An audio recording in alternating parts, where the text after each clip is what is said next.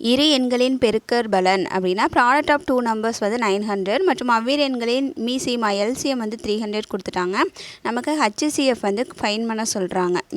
வா ஃபைன் பண்ணணும். இப்போ இதில் என்னென்னு பார்த்தீங்கன்னா இந்த மாதிரி வந்தாலே நம்ம வந்து ஒரே ஒரு ஃபார்மேட் சொல்லியிருக்கோம். என்ன ஃபார்மேட் அப்படின்னா இந்த A into B equal to LCM into HCF இந்த ஃபார்முலா ஷார்ட்கட்ஸ் தான் வந்து நம்ம யூஸ் பண்ண சொல்லியிருக்கேன் இல்லையா. சேம் இதுக்கும் அதே தான். பெருக்கல் பலன் அப்படிங்கும்போது ப்ராடக்ட் நம்பர் 900 எல்சிஎம் 300 ஹச்சிசிஎஃப் அப்படியே போட்டுக்கணும். என்ன தேவையோ அதை அப்படியே எழுதிக்கோங்க. மீதி இருக்க நம்பர்ஸ் எல்லாம் இன்னொரு சைடு கொண்டு வந்துடலாம்.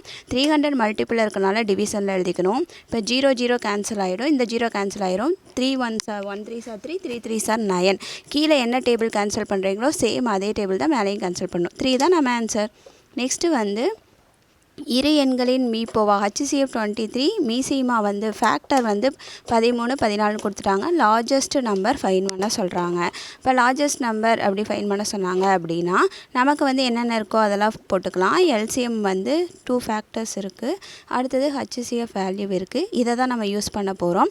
ஹச்சிசிஎஃப்பையும் ஃபேக்டர் நம்பர்ஸையும் மல்டிபிள் பண்ணணும் அப்படின்னா நமக்கு அந்த நம்பர் கிடைக்கும்.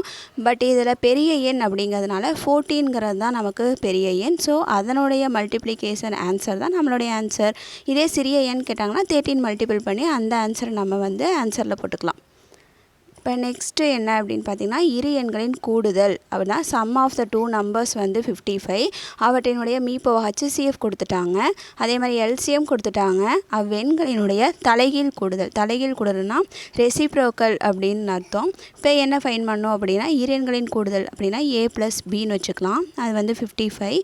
அடுத்தது வந்து மீப்போவா மீசிமா ரெண்டையுமே வந்து நம்ம மல்டிப்ளிகேஷனில் போட்டோம் அப்படின்னா ஏ இன்ட்டு பி அதாவது 5 × 120 வந்து 600 வந்துடும்.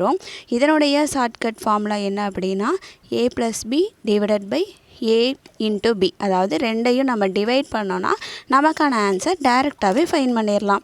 இதில் வந்து நீங்கள் தலைகீழ் அப்படின்னா ரெசிப்ரோக்கல் இதெல்லாம் போட தேவையில்லை. டைரெக்டாக இந்த ஒரு சிங்கிள் ஃபார்முலா யூஸ் பண்ணிங்கன்னா போதும். இன்னும் டக்குன்னு நமக்கு ஆன்சர் கிடச்சிரும். இப்போ நெக்ஸ்ட்டு வந்து இரண்டு எண்களின் விகிதம் அதாவது 5:9 விகிதம்னா ரேஷியோ கொடுத்துருக்காங்க. அதே மாதிரி எல்சிஎம் வந்து 450 கொடுத்துட்டாங்க. சிறிய எண் என்னன்னு கேட்குறாங்க. அதாவது கொஸ்டின்ஸ் வந்து ஒரே மாதிரி தான் இருக்க மாதிரி இருக்கும். ஆனால் டிஃப்ரெண்ட் மெத்தட் ஃபாலோ பண்ணணும். இப்போ ரேஷியோ அப்படின்னாவே நம்ம 5x 9xன்னு எடுத்துக்கணும்னு சொல்லியிருக்கேன். அதே மாதிரி எல்சிஎம் அப்படிங்கும்போது 5 9s are 45 ரெண்டையும் மல்டிபிள் பண்ணிக்கணும். இந்த மாதிரி சம்ஸ் வந்து நம்ம முன்னாடி கிளாஸ்லேயே நம்ம பார்த்துருக்கோம். இதில் எக்ஸ் மட்டும் என்னன்னு ஃபைன் பண்ணிட்டா போதும். எக்ஸ் வந்து 10ன்னு ஃபைன் பண்ணியாச்சு. அப்போ அந்த நம்பர் என்னன்னு ஃபைன் பண்ணிடலாமா. அப்போ 5 × 10 50 9xனா 90. இதில் சின்ன நம்பர் என்னது 50. இதே பெரிய நம்பர் கேட்டால் 90 தான் ஆன்சர்.